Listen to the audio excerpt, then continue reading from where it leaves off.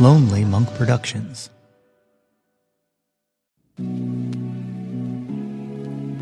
I don't know if y'all have watched a Philly Special Christmas special yet, but yo. That's my Jawn!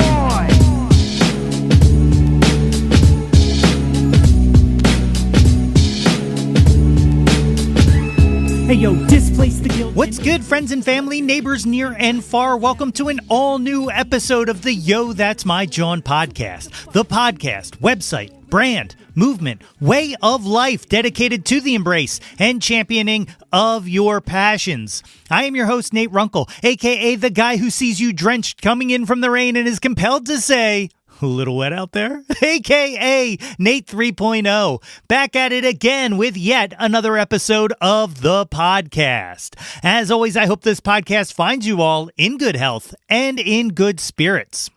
On today's episode, I am joined by Gina of the band Velvet Rouge. We cover a lot of stuff: her music, her band, being a contestant on The Voice, and so much more. Super driven and a great conversation, and that is coming up in a bit. But first, ahoy hoy, my friends. Hope you've all come out of your turkey comas. I had a super busy weekend editing the latest episode of Oops All Bards, available now wherever you get your podcast from.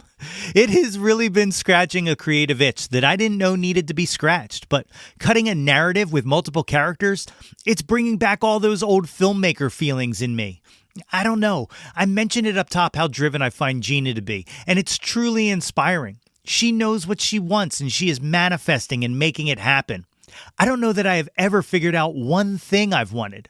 Did I want to be an author, a filmmaker, a musician, a podcaster? I've been all over the place. But what drives me? What do I want?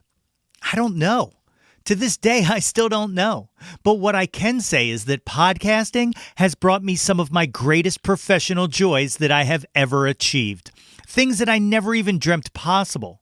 And it's all just me interviewing people I admire, like Gina today. I don't know if I ever mentioned it here or not, but I was a Tonight Show obsessive when I was growing up. I was obsessed with Johnny Carson. And I don't know that I ever tuned in for the guests or really even knew who the guests were at that age. But what I did know was that Johnny Carson was the coolest, funniest person I saw on TV. And I wanted to be him. And it's wild, but somehow I'm kind of doing that, hosting a show and interviewing people. So maybe this is what I want to be. Maybe all of that other stuff has led me here to a realization that all I ever wanted to do was to sit in a small space of time and just pick people's brains and find out what drives them. And in turn, that is what drives me. Weird and wild stuff. So I'm just going to keep doing this, no matter how many times my brain says, why do you put so much time into this, so much effort? For what? Well, this is for what? To chat with people who inspire me, like Gina. And as long as y'all keep listening, I'll be fulfilling that dream of my youth. One way you can help me keep doing this is by jumping on the Linktree and signing up for the mailing list. Visit www.yothat'smyjawn.com for links to the mailing list, merchandise, the webpage with all the old episodes, and more. We got guest appearances, socials, you name it, it's there. It's like the 30th Street station of the podcast. You can get to anywhere from there. So www.yothat'smyjawn.com. And of course, the socials at Yo That's My Jawn. We're up on all of them, so give it a follow. Dig. Okay, it is ad o'clock. So a brief break and then my conversation with Gina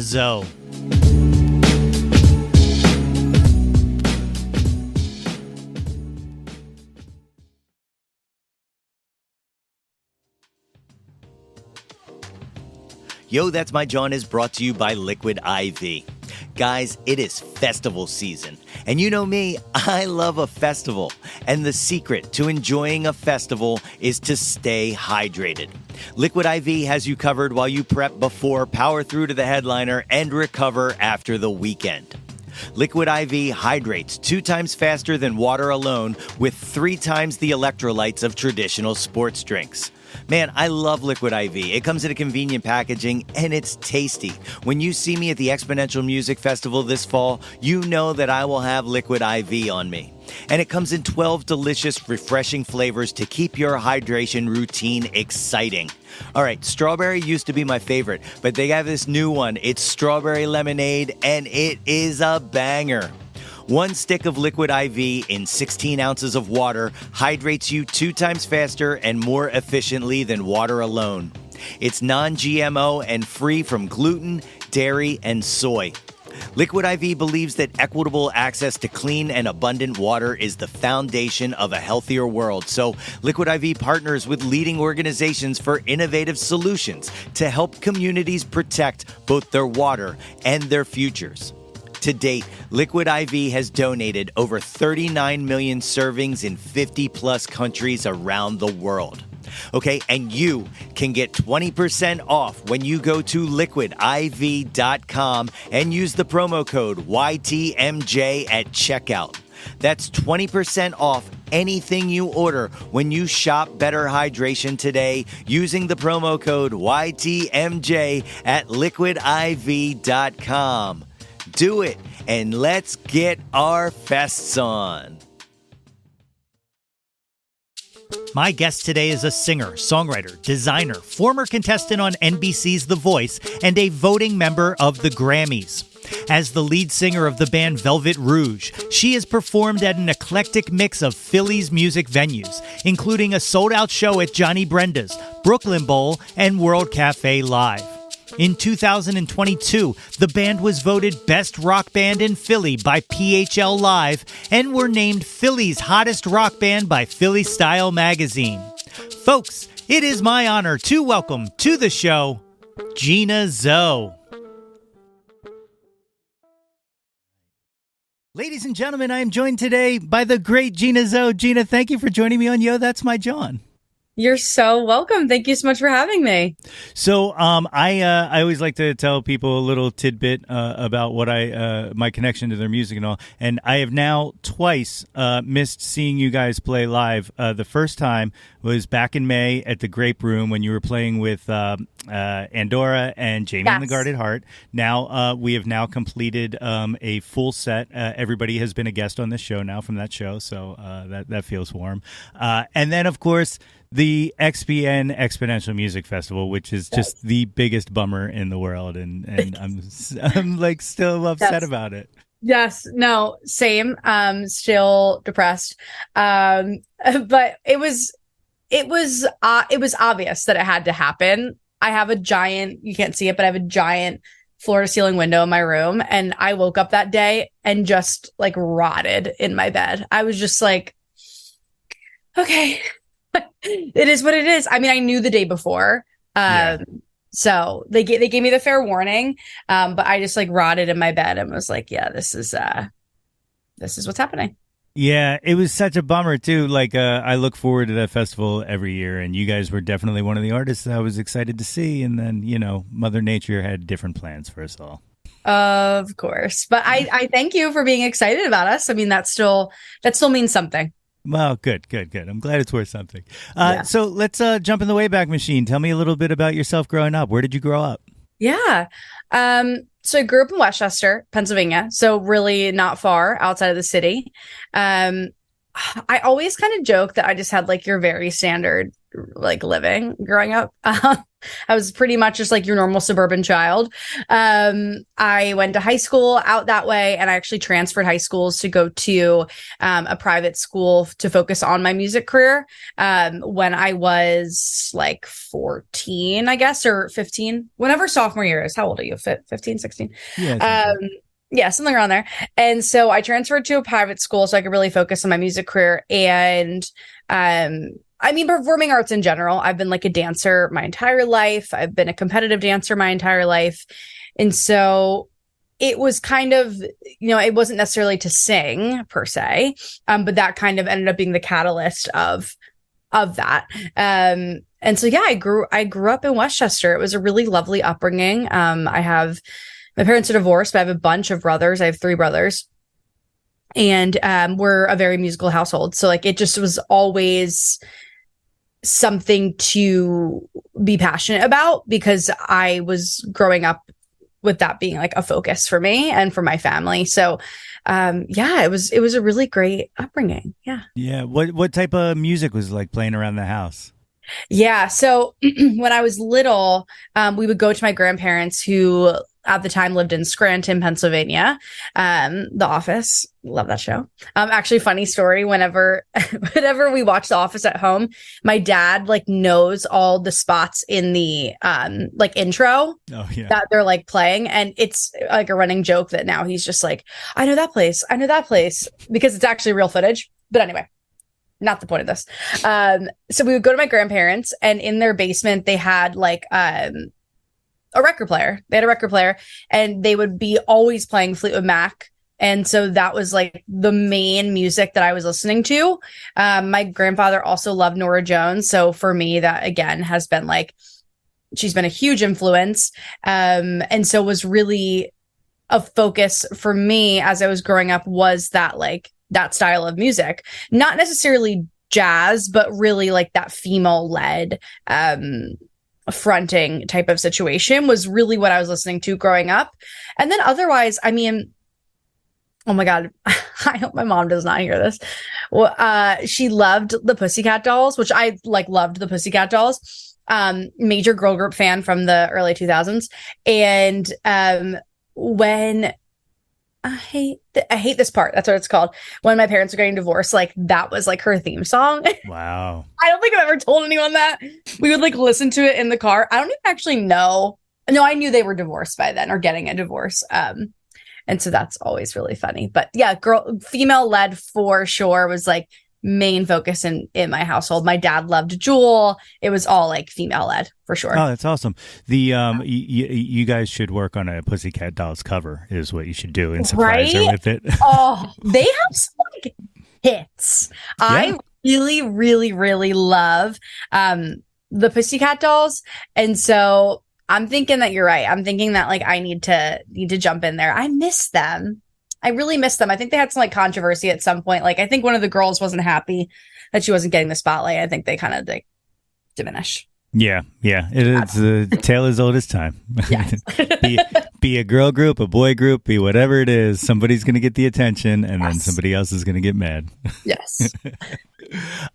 So you said a very musical household. When did you start kind of playing music? Were you taking lessons early or?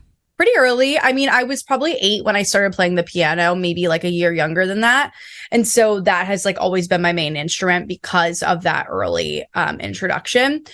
I didn't start playing guitar until probably middle school. But I think what is so interesting, and like when I have a family one day, I want to instill is like starting instruments super, super young, because piano for me is now such a, like, I'm not a prodigy by any means, but in a more innate type of thing, because I learned it at a time that like I barely have any memories for now. So I was very much, it's like learning a language at that age, I feel like, at least. And so when I was learning guitar, although yes, I was only 14 at that point, like it already was harder for me to grasp how to do that well. And so piano was like my main instrument. And then I really started, I mean, I was singing and dancing. Like my dad would have his like film camera or whatever, video camera, camcorder, and he would be filming me all the time. And I would just like, I loved being filmed all the time. I loved dancing in front of a camera. I loved like shaking my booty around as like just a little like itty bitty cutie adorable pumpkin pie. I loved looking at myself in the mirror. I loved everything that involved like entertaining as a little girl. There's like a family famous story of me at my brother's ice hockey game when I was 10. I just met my step grandparents for the first time, and I'm doing cheerleading routines for them at the ice hockey rink. Like I've always been a performer in some regard. So dancing, I started probably when I was like, as early as I could possibly start dancing. I guess that's probably like 4 or 5, kindergarten time. I've been dancing my whole life. And then again, like I really got singing probably more legitimately in like 6th grade was when I like really started the singing aspect, and like the songwriting began very soon after. Yeah.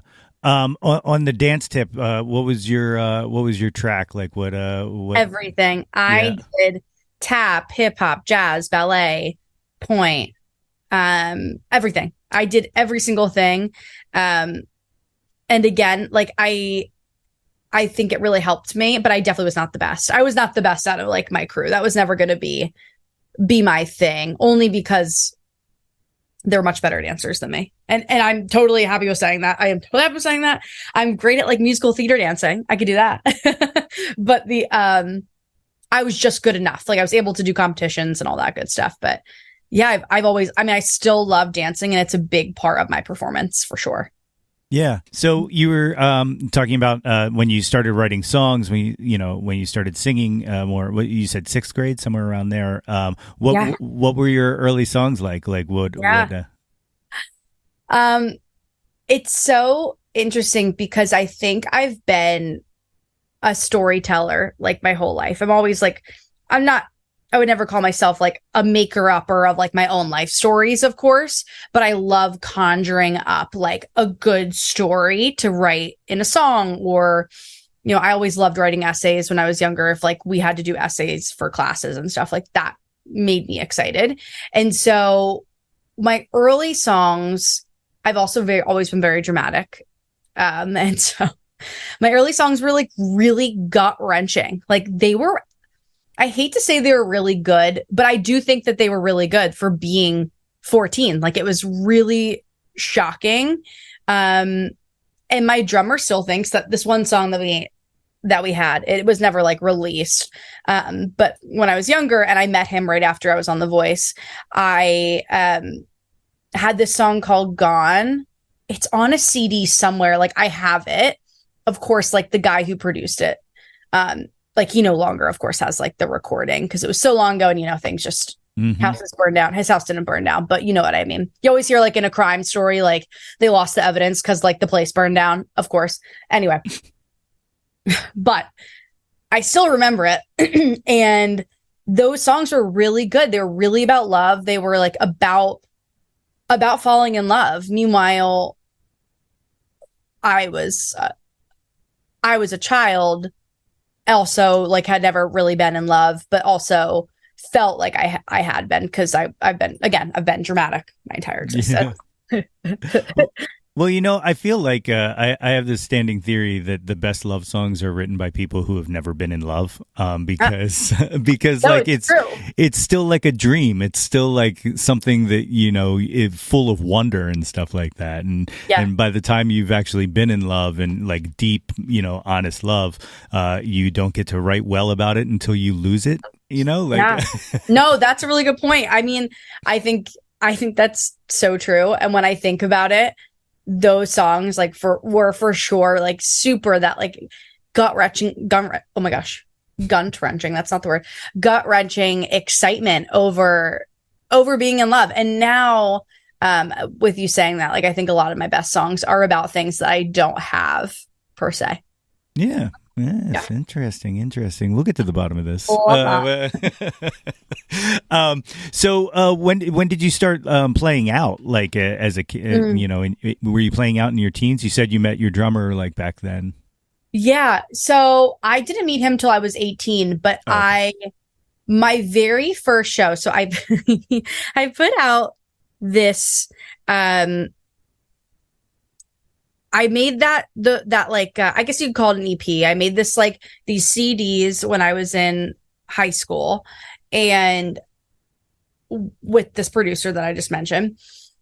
And I'm trying to remember, like I feel like I can't remember like if I put them on a platform, if I just had CDs. I also don't remember what platforms were available at that time. It was like 2011. I don't remember what was around at that time, or like what my friends were using. I think we had like iPods, but I don't remember it being so easy to like put your music just like up on something. At least, again, I don't know. Maybe I was like 2012. Maybe like Reverb Nation, I think, was a big thing back then. Wait, I'm gonna write this down because I wonder if songs are on there, and I'm gonna send them to you if I can find them. Yes. No, it was definitely Reverb Nation. I definitely put them on there. Oh God. And I don't think I put them on YouTube. Like, I don't think I did that, but I remember having CDs and I wrote like my name and the title. I don't remember what the title of it was. And then I would put like number 1, Gone, number 2, I don't remember the other names of them, but there was all these like maybe like 5 songs that I did. And I was emailing venues to play at. I'm freaking 14 years old. I forget that I was a hustler. And God bless the booker who booked me at, I forget what it's called. It's a venue that's no longer existing, I don't think. And it might be now a brewery, maybe in Westchester. And it was the bar that Bam Margera owned. Oh, the Nail? Is that it? No. The Note? The Note. The Yes, Note. the Note. And then Okay. it became something else later. I don't remember what it became later because the band played it maybe 2018, maybe like somewhere around there. We played again. And that was really fun because Bam was there and I was like, whoa, this is like really cool. But that's a different story. So anyway, I'm 14. I barely can play guitar, frankly.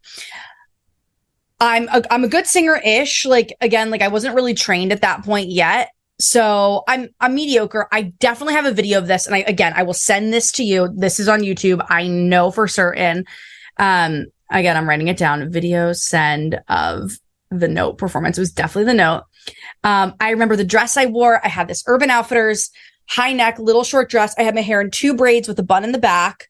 I don't remember what shoes, but my outfit was really cool. I can't believe I didn't keep that dress. That's insane to me. Maybe my mom has it. And I was opening for a performer or a musician named Ryan Beatty. He's actually like still, I guess he kind of like came back up. I have no idea. He was also like my age. There were tons of girls in the crowd.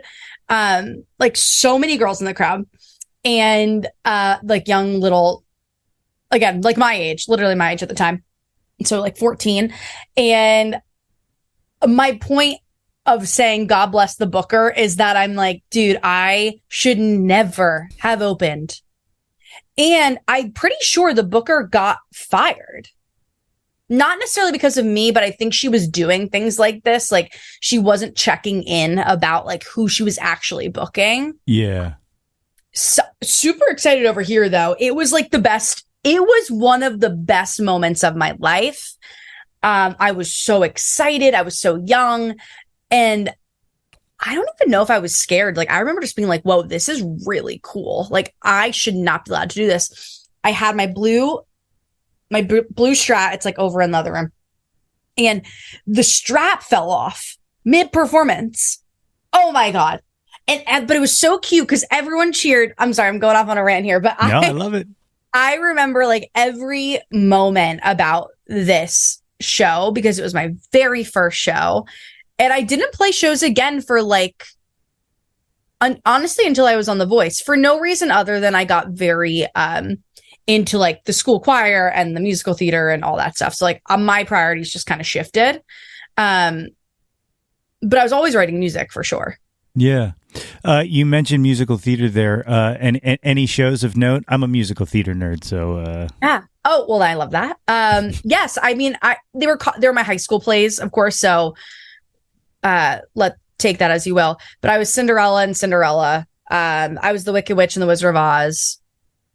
And actually, when I was on The Voice, they made me do the cackle for my audition, which is like quite embarrassing. Oh, geez. Quite embarrassing. Not on it was like one of the first auditions that are like pre-camera, and it was very funny. And then my first year at that school, I was like something random. Like it was The Sound of Music. I was like maid number 5. Yeah. Okay. For me, I was in a production of Sound of Music, but I was just a dinner party at the during the dance scene. And, aren't we all? Oklahoma, I got that under my belt.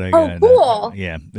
Oh, love some Oklahoma. Oh, theater is like the best. I remember I saw Cinderella, And I think it was when Keke Palmer was Cinderella. Do you remember that? Yeah.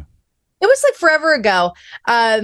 Or maybe she was about to be. I don't remember who exactly it was, but like it was right before I was Cinderella at my school because I wanted to like watch another person do it.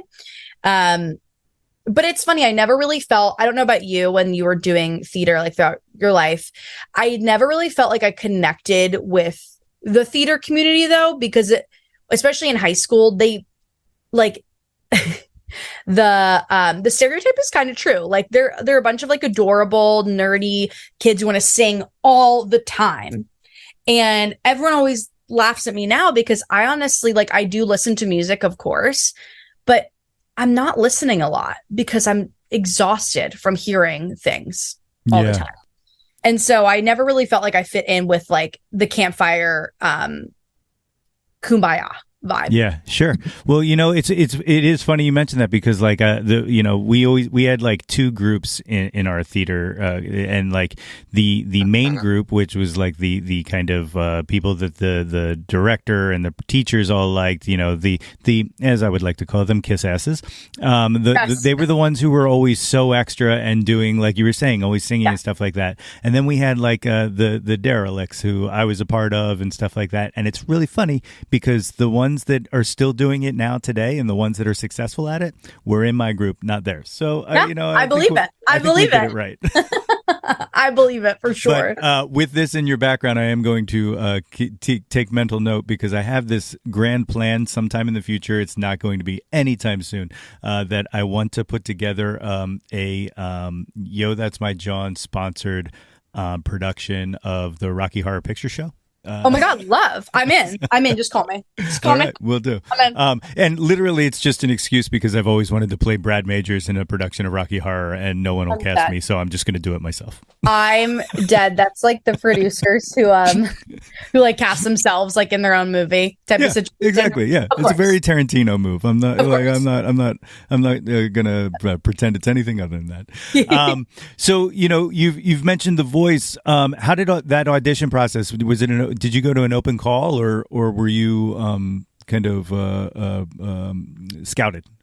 Yeah. So when I was in high school, I remember I was like on a choir trip. My mom had consistently for the last, like at this time, I was 17, for like the 6 months before was like, you need to audition for like a show, like an American Idol or The Voice or whatever it might be.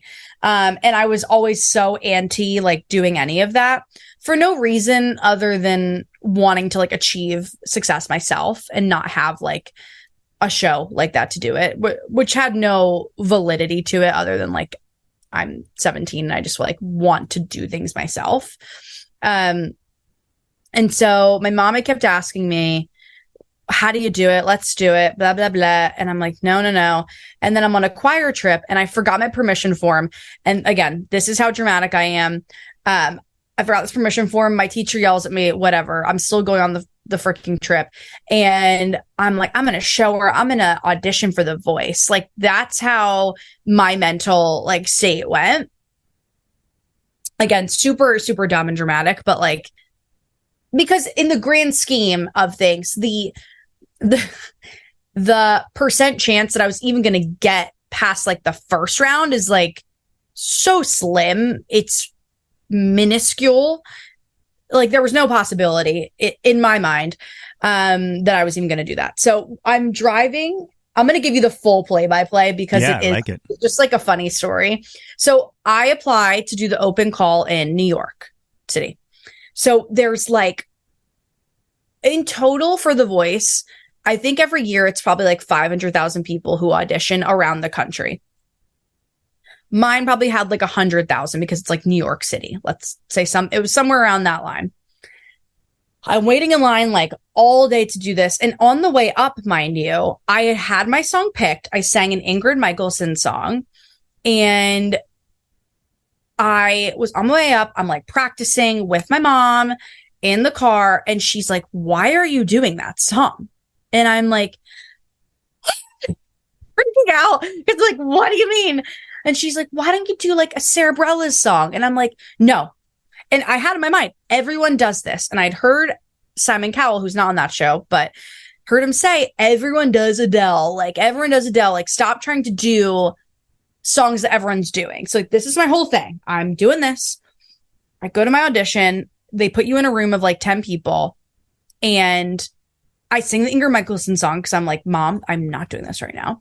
And I'm the only person in my room to get through the first round. So I'm like, okay. And afterwards, they say, you're going to come back to New York tomorrow, and you need to do a callback, basically. And you need to have like 4 songs prepared for this. Okay. I go back. This time I'm for a producer of The Voice. So it's like the talent scout and the producer. I think that's who it was. And I'm being screened. So now they're taking videos for like the rest of the producers. So I do my callback, and I do a screening, and they're like, yes, okay, you're through to the next round. So at that point, now you now wait for a phone call to see if they're going to fly you to LA. So I'm waiting weeks.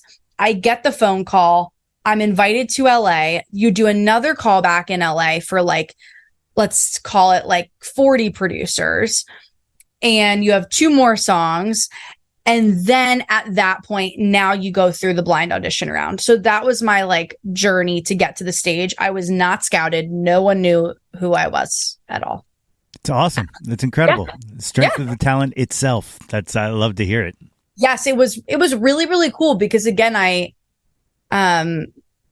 just didn't think, I just didn't think that I was like I don't want to say that I was good. Like I suspected I was good, but I just didn't know like the capacity of not only my skill, but just like my personality, and what that actually would be the thing that sold me over just my voice, because I'm not, the best singer in the entire world. But I have some kind of factor that like drives people to be intrigued by me as an artist. And I think that that's what like got me to where I was on the show. Yeah. You ended up on Team Blake. Did you ever get to like kind of talk to him to ask him like what exactly it was that he definitely saw or wanted from you? Or I mean, medium level. I think when you're on the show for just like, I was only 2 episodes. So when you're on the show for just a couple episodes, you do get time with the coaches, but it's all filmed at that point. It's no private time. And so it's kind of hard for me to remember exactly, but I think what kept him like excited again was my ability to perform. He was the only coach that turned for me. And, he was like, you guys missed like the entire performance. Like this was a performance. It was not just her singing. And again, I think that that's what my voice was not as strong as it is now. But I think that if they were all facing me at the time, the story would have been a little bit different. But I think it was just, I don't know why he initially turned. I've been told that sometimes I sound a little like Gwen Stefani, and he had just started dating her. So I also wonder if like that has something to do with it. He's like, ooh. That's awesome. So maybe, I don't know. That's a complete guess, but that's also part of it, maybe. Yeah. Okay. All right. So, there's a time in a life, and it's usually right around that time where people start to lack confidence in themselves. What kind of confidence boost is that for you? Like at that point, like, oh my God, could you see yourself? I know it's a dumb question. I always ask these dumb rhetorical questions, but like, could you see yourself still doing what you do now with the drive that you have without that experience? That's a really good question. And it's not a dumb one at all. At all. I think at the beginning of my career after The Voice, I essentially like there's like little gappings here. So I was signed to a label for a couple years, and then I took a few years off, and then I am now in like the period that I'm in right now. So just for reference of this, I think when I first started, when I was signed to the small label right after I got off The Voice really mattered them. It was like really, really a really great thing to have. I also think it was at the time, it was pre-pandemic. like much pre-pandemic. I think it was like 2016 to 2018 abouts. I think it was at a time when those shows were still important to people. And I say that also, though, in terms of the fact that they were no longer, I think, now this is, again, I'm not crunching numbers here. I think it was also at a time, though, when the reality was that people only cared at that point for like a very short period of time now about these like success people on these shows. So it wasn't like when Carrie Underwood was on American Idol and, you know, she goes on to have a flourishing career. The idea of these people winning the shows now at 2016 to 2018, people just like watching the show. I don't think they really cared about you post show. So my point is, it was, people thought, bookers thought it would be a marketing situation. And so it would help me get to where I wanted to be. However, I don't think it was as like quintessential as people would want it to be. And so now, looking now, I think it's more of a tool to add to my toolkit of just like, hey, here's all the things that I've done. And I was on The Voice. So I get like a little extra boost of like people don't get on the show that are The Voice, especially that are awful singers. Like everyone's really good. And so I have that extra like, oh, people think in the industry she's really good. So that's a good sign. I think it's more now of that rather than like, no, I pretty much refuse for any like show to market me as like The Voice contestant. I don't want that. Absolutely. It's just not helpful at this point, at least in my career. And I've just had great accolades that like just revolve, like have better perception, I would say. So I would say more it's helpful professionally for sure than personally with my audience. Gotcha. Yeah, it makes sense. It makes sense. So you mentioned the label and then the label period and then the break. During that 2-year break, was it just a reset, or was there any point where you were like, maybe I don't do this? Yeah.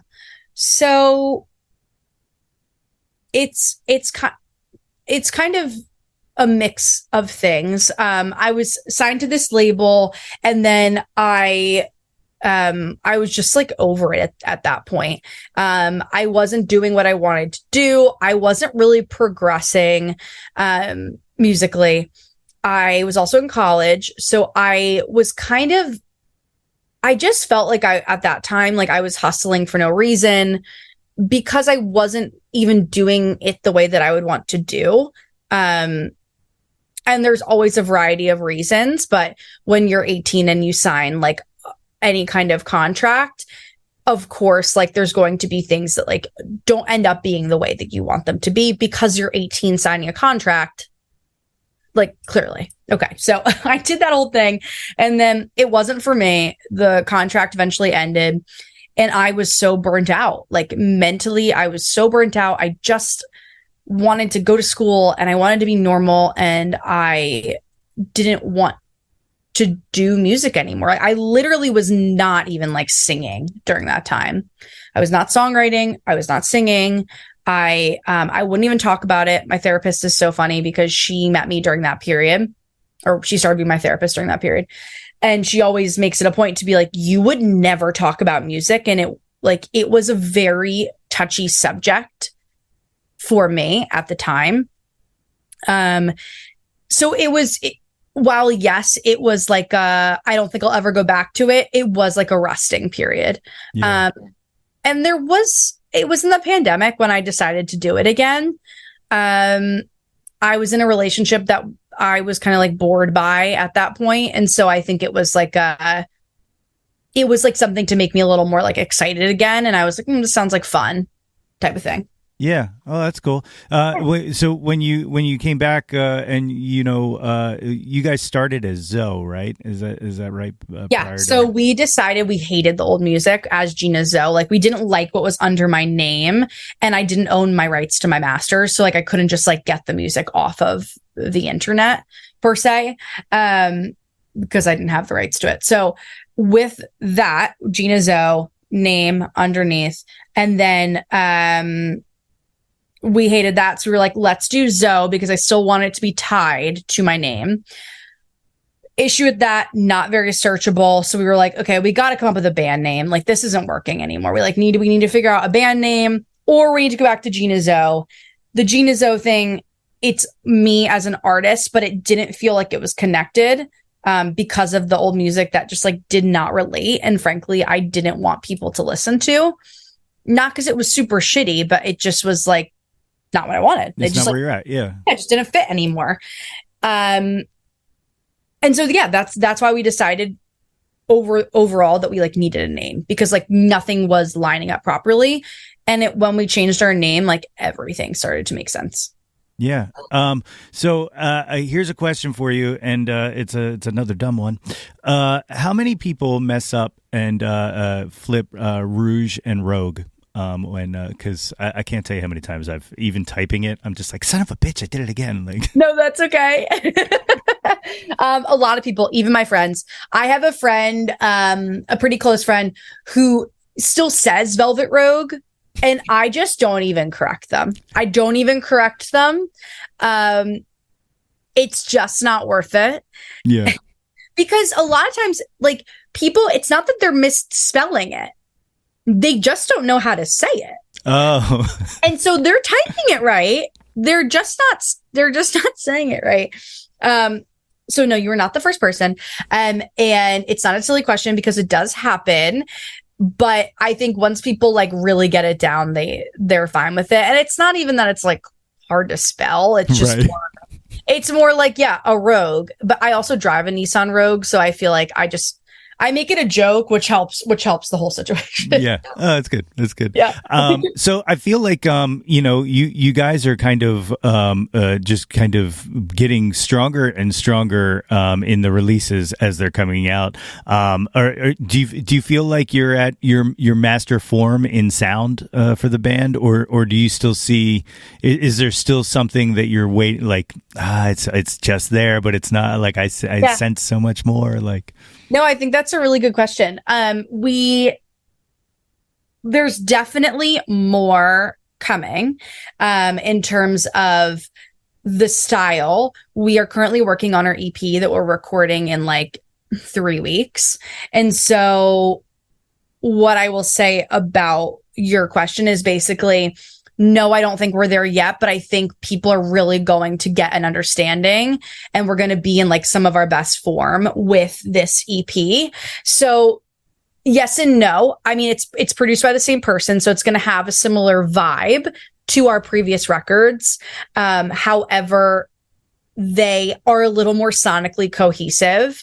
And that's like been one of our main focuses. So yes and no. I'm never going to say that we're like at our mastered form, because I just think we're going to keep growing. And the music just keeps getting better and better. And we're learning how to write together. Like, that's always one of the hardest things, I think, is as a band, learning how to like write a quality song. Like, we have good songs and they keep getting better, but that writing process can be so difficult, because I really want to start taking drum lessons next year, because my thing is I often don't know how to articulate. Like, I can clearly hear the drum beat in my head. Yeah.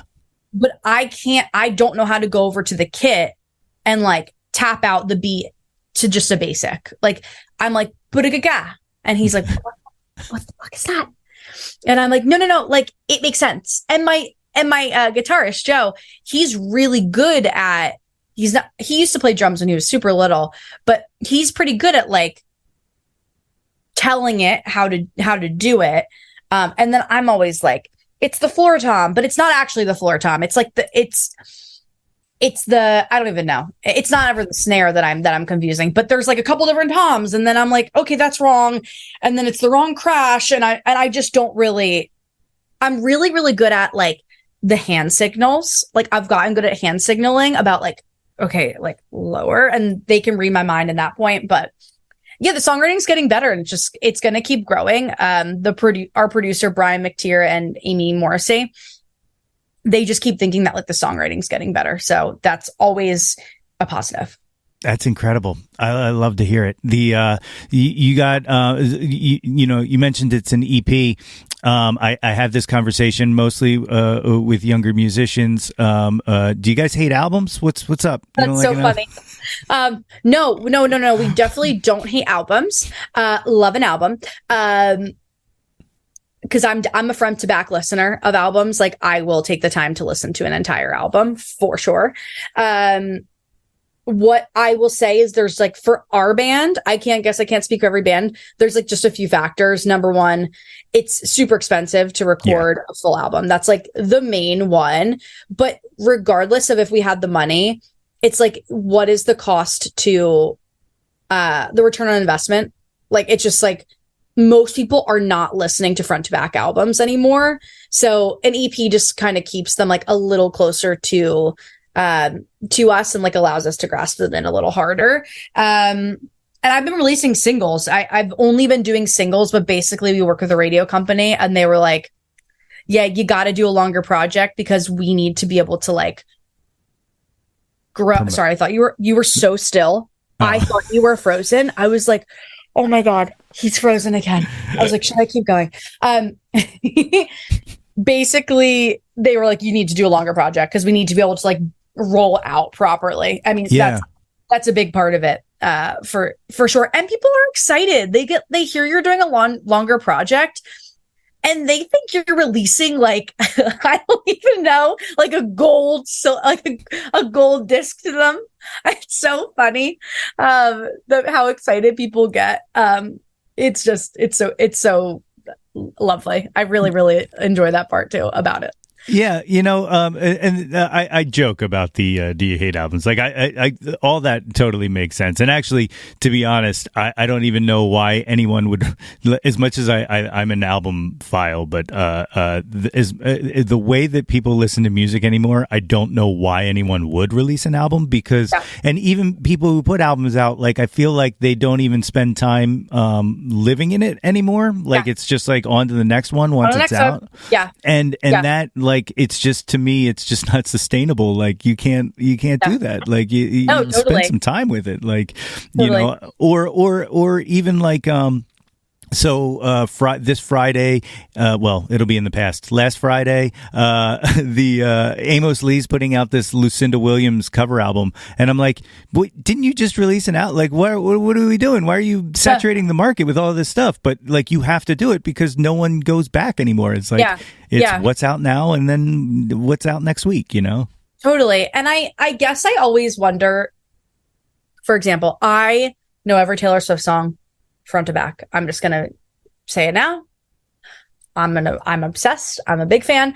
And I feel like her choices are generally pretty calculated, but you do wonder with I don't want to use Amos Lee as like an example because I don't know why he's doing this, for doing another album like close by, even if it's a cover album.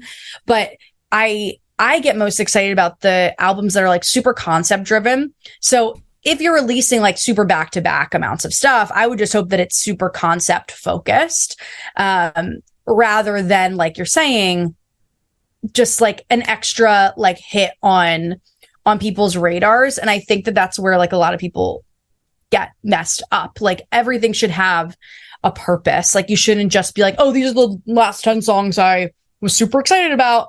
And again, this could be different for everyone. But I think people just think they need to keep shooting in the dark, but actually people, I think, get the most excited when like you have a story and like something to like throw into it and get them super excited about it too. So I totally get what you're saying. And I definitely agree. Unless you're doing a concept or like you have like a really strong reasoning of the album, any project really, like that's like should be your main focus and like how you should be releasing, in my opinion. I'm not a superstar yet, but that's my opinion. Oh yeah. Also, I love the yet. That's what I want to hear. That's what of course. I'm always a yet gal. I'm always a yet gal.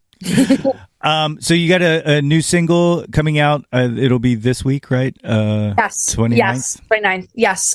It's a double single, so it's going to be 2 songs. And they're really just songs that not only do I adore them, but they kind of just like close the chapter on our last set of music, honestly. I was just talking to some of my industry friends, and they were asking me, tell us about like your new aesthetic, because you keep talking about this whole new thing, a whole new way of being, basically. And that's the whole thing about these songs is I feel like over the last couple of years, I've been in this very much state of like, I'm not really going to do this, but kill all men type of vibe. It's fair. It's fair. Like, yeah, honestly, it's like maybe, like maybe you should. Respect. I'm dead. You're a good man when like you're like, it makes sense. Yeah. Like yeah. it makes sense. I'm right there with you. Yeah, you're like, I get it. But so I feel like I've been in this state of being mentally that is like I hate all men. I don't want to deal with that, which probably has something to do with I came out bisexual personally beginning of the year, mid-year, like publicly, I guess you could say. And so it probably had a little bit to do with that of just like, oh my God, every man freaking sucks. And like, I'm not even like taking in my real sexuality at that time. And so over the last 6 months, the writing has really transformed into, I don't want to say something more mature because I feel like I've been mature, but it's just become something that's a little more, relatable, honestly. Like, of course, yes, a lot of women are like, oh my God, kill all men. Like, I can't do this anymore. But it's just not angry anymore. It's just more like, yeah, this is how life is. Here's like what I think about existence. Here's what I think about dating. Here's what I think about the music industry. Here's all the things. And here's like my polished outlook on what is going on. So I actually can't remember you're asking me about the singles. So the singles are very aggressive. It's called Drunk and Lonely, and the other one's called FMK, which is for Fuck, Marry, Kill. And so they're very like aggressive, fun, and really, really, again, it's Brian and Amy. So really, really well produced. And they close the chapter. Like they close the chapter of being an angry 26-year-old. I was 25 at the time, I guess. So 25-year-old gal. Like we've just moved forward. Yeah. Well, and I think like, you mentioning coming out not just personally, but publicly, yeah. And professionally and, yeah. in song or whatnot. But it's almost like you kind of unlocked something there and kind of granted yourself permission to be kind of real and honest yeah. instead of like kind of presenting something. So yeah. it's exciting. It's this is where the magic comes from. Like this is yeah. the stuff I dig, man. Yeah, totally. And I think with you saying that like the professionally, publicly and all of that, I think I was really going through this whole thing of like, I love to like dress very like sexy and fun, and I'm dancing on stage. And I think with all these songs that are like so angry, it's led people to think that I'm more attainable than like the reality is. And so I'm excited to be able to grab at people in a different way than I was before. Although of course I will still sing like a lot of those like fun, sexy songs. But it's going to be different. So I'm excited. Yeah. That's awesome. I'm excited for you. What's the target date for the EP? Sometime next year? Yeah, like March, probably around like late March, early April is like about the timing. The singles will begin probably late January. So, okay. So we'll start. How many songs? It's going to be between 5 and 7. Okay. We're kind of just figuring out those like last little kinks, but probably 5. I think it's going to be 5. Awesome. I love it. Nice, tight, concise. I dig it. I absolutely dig it. And I can't wait to hear it. At this time, you want to go through my standard questionnaire. This is how I close out every interview with the same questions. It's called the Jauntlet, and it starts with the one-hit wonders. And it starts with Billy Joel or Elton John. Who do you prefer? I'm going to say Elton John. Just performance level is like, I mean, Billy Joel is an incredible performer. Do not get me wrong, but I'm all about the razzle dazzle. So. I dig it. Debbie Harry or Joan Jett? Joan Jett. Definitely. I saw that one coming. I mean, yes, one of my best friends is a Joan Jett, multiple Joan Jett tattoos. So she's like, and that friend is my icon, and we've done Joan Jett covers. So yeah. Hardcore. I dig it. Aretha Franklin or Tina Turner? Okay. That's also very, very hard. I'm going to say Tina Turner. One of my first dances ever when I was younger was to, I can't remember which Tina Turner song it was, but it was to a Tina Turner song. And again, incredible dancer, performer, and all those things. I love it. Nirvana or Pearl Jam? Oh my God. Okay. It's definitely Nirvana, but big Pearl Jam fan. But pretty easily Nirvana for me. Okay. That's fair. Janis Joplin or Stevie Nicks? Stevie Nicks. Saw it coming. Like it was written in. Janis Joplin also amazing. Like you're kind of comparing people that like too close for comfort here, but yeah, Stevie Nicks. Okay. The big cliche one, the Beatles or the Stones? The Stones. Yes. Hell yeah. All right. Yeah. I dig it. And the final one of the one-hit wonders, Bohemian Rhapsody or Stairway to Heaven? Bohemian Rhapsody. I just think it's one of the most like chaotic, iconic pop songs. And it's just every section of it is so different and insane than before. So yeah, definitely that one. Awesome. Second half of the Joint Leaders, the top 10 countdown. In this, we use Jawn to be whatever you want it to be. Doesn't have to be music, could be anything. Number one, what was your first Jawn? What was the first thing you were obsessed with as a kid? Wait, I love this so much. Okay, first thing I was obsessed with as a kid, Tamagotchis. Yeah? Do you still have one? No, but I know you could still buy them. But yes. Tamagotchis for sure, and that's actually making me want to ask for one for the holidays. Yeah, I think last Christmas, I got my wife one for Christmas, and yes. Oh my God! Okay, so it's still definitely a thing. Okay, I'm gonna get one. Yes. Yeah, absolutely. Number two, what's your current Jawn? What are you into right now? Hold on, let me sit with this. Okay, I got a Breville. Is that the name of it? Coffee maker. And I'm big into making coffee. So Americanos are my current Jawn. I love it. Good answer. Number three, what was your first concert? What was the first live show you ever saw? Hannah Montana. Nice. Very nice. Was this the Best of Both Worlds tour, or was this? Yes, it was. Oh, brilliant. Yes, so I saw Miley Cyrus too, but I was a little more focused on Hannah Montana at that time. It's really funny you bring that up because I literally wrote down a note because I read an old interview where you said that you felt like Hannah Montana in yes. that the two sides. And a little hidden secret about me is I was a big fan of that show because I like 3-camera sitcoms. Like I was so like when I grew up, like Full House was on and Family Matters and all that, and I always was like, why can't shows be like this anymore? And then like one day, I think what was the first one I watched was it might have been like That's So Raven or something like that. But like Disney I was Channel like, oh, Disney's doing it. So yeah, totally, they were all really good. Yeah, and the music was incredible. So good. So yeah. I'll start breaking out a song. I earlier this year I was trying to get Allie and AJ on the show, and we were very close to making it happen, but it fell through, and I was very upset about that. Also, very big fans of Allie and AJ. I remember their MTV Cribs very clearly. Very cool. Very cool.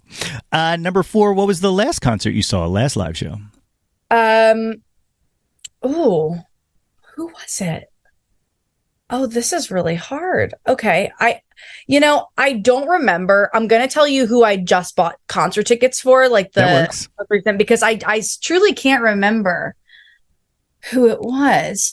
But I just bought concert tickets to The Lone Below, which is a Philly band, who are coming back to Johnny Brenda's for like their anniversary tour.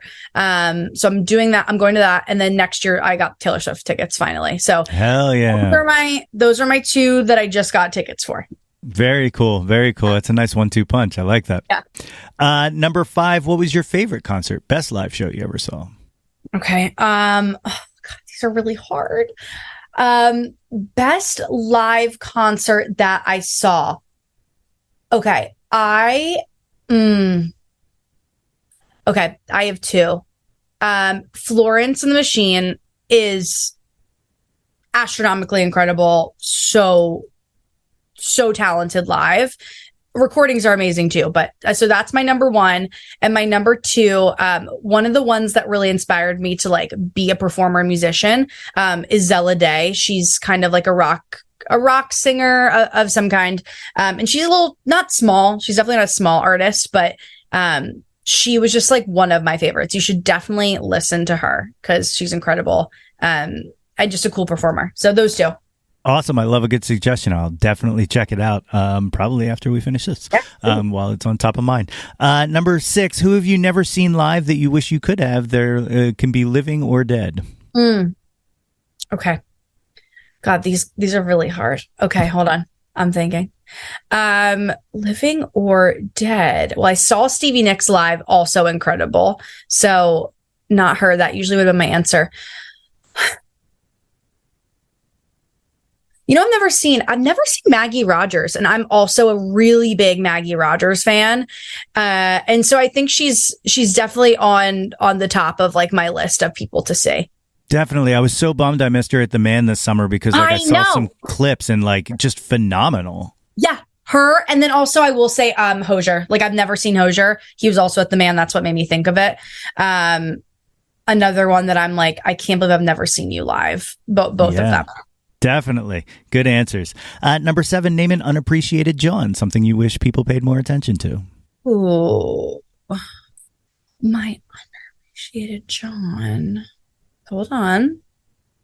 You know, this is like random. I was trying to think of like a Philly boutique that I'm like really obsessed with, which I love fashion. I grew up like really into clothing. I'm still into clothing. I wish the New York Fashion Week was a little more like mainstream and that like the guys got hype about it and it was like a watch party.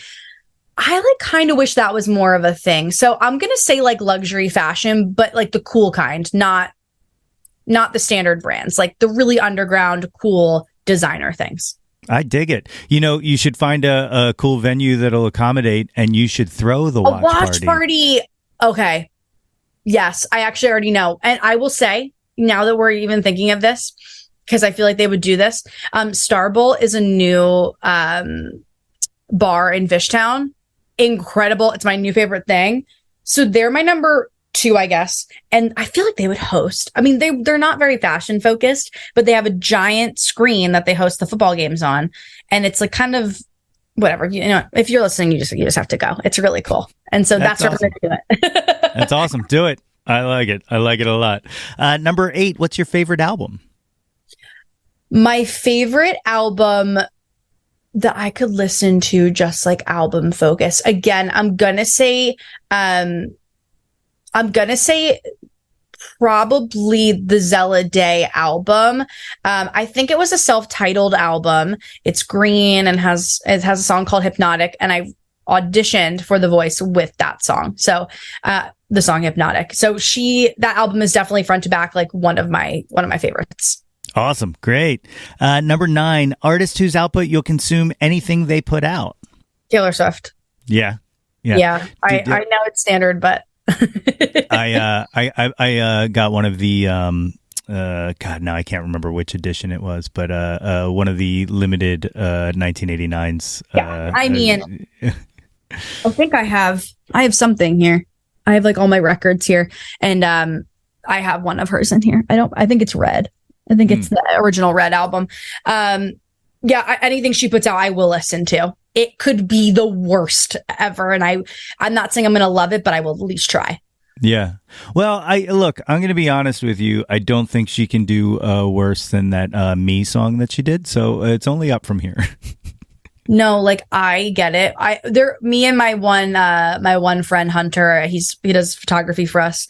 We always joke that like she's really bad at picking her singles. Antihero, amazing single, but she's usually not good at picking like the single.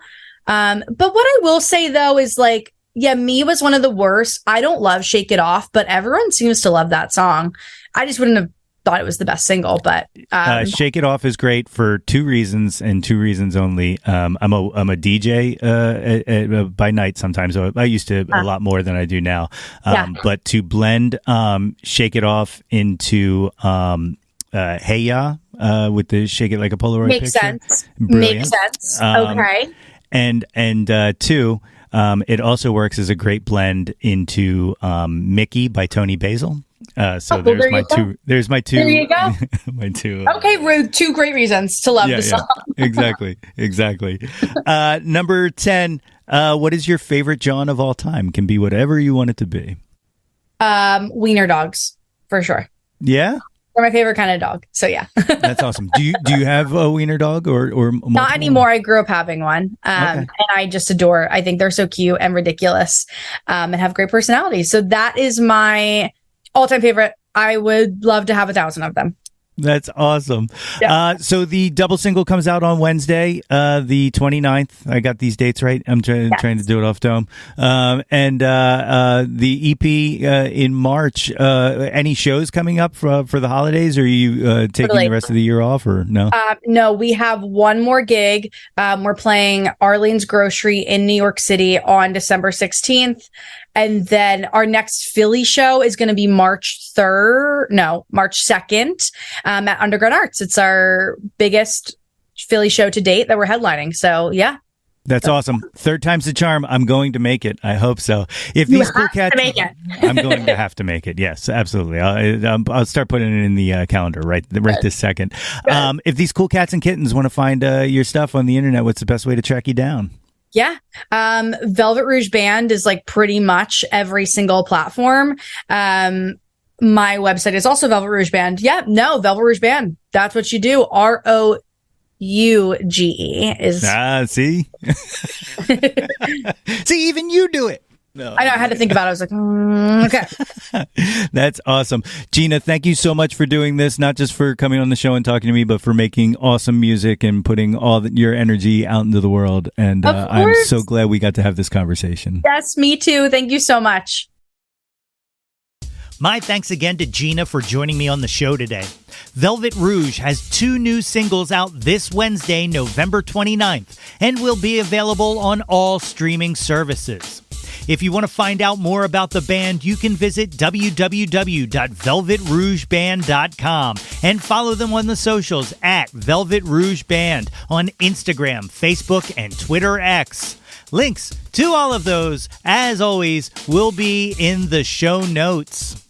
If you haven't done so already, please be sure to subscribe to the Yo That's My Jawn podcast, wherever you get your podcast from. And guys, it is never too late to get yourself a super awesome Jawn Scout Merit Badge for Citizenship of the World just by rating and reviewing us. Don't forget to visit www.yothat'smyjawn.com for the link tree with links to articles, merchandise, all of the previous episodes of this podcast, guest appearances on other pods, and more. And while you are there, please be sure to sign up for our mailing list to get all of the updates delivered straight into your inbox. Like us on Facebook at facebook.com/YoThat'sMyJawn for updates and live streams. Follow us on Instagram and Twitter X at Yo That's My Jawn, and search Yo That's My Jawn on YouTube to find the Yo That's My Jawn YouTube channel. Like and subscribe the heck out of that ish. We want to hear from you. Reach out and touch some Jawn. We did it again. You are all champions in my book. Blue skies. Until next time, everybody. Hey yo, displace the guilt and embrace the pleasure. Your taste in music doesn't have to be. Yo That's My Jawn is a Lonely Monk production, written and produced by yours truly, Nate Runkle. Theme song by Phil Tyler Music featuring Nate 3.0. Special thanks to Fox Run Brands, DX Ferris, Andrew Scott, Natalie Runkle, and the incredibly brilliant and wickedly stunning Katie Daubney. If you or anyone you know has any ideas they would like to share or any guests they would like to hear on the podcast, please feel free to reach out to us at yothat'smyjawn@gmail.com. Or you can leave an audio message for us and possibly hear yourself on a future episode by visiting anchor.fm/YTMJ/message. Until next time, be sure to displace the guilt and embrace the pleasure and shout to the world, yo, that's my Jawn.